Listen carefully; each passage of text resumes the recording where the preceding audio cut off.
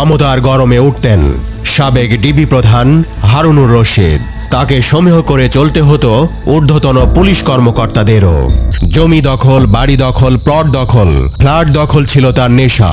হারুনের মাসিক বেতন ৮০,০০০ টাকার মতো হলেও তার দেশে বিদেশে রয়েছে হাজার হাজার কোটি টাকার সম্পদ।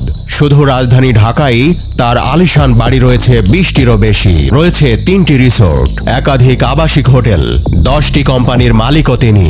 তার মুক্তিযোদ্ধা সার্টিফিকেটও ভুয়া। মার্কিন যুক্তরাষ্ট্রের নাগরিকত্ব রয়েছে হারুনের। নানা পেশার মানুষকে ধরে নিয়ে নির্যাতন করাও ছিল তার আরেক নেশা। পুলিশের প্রভাবশালী কর্মকর্তা হারুনুর রশিদ কোথায়, কিন্তু নিশ্চিত কোনো তথ্য কেউ দিতে পারছেন না।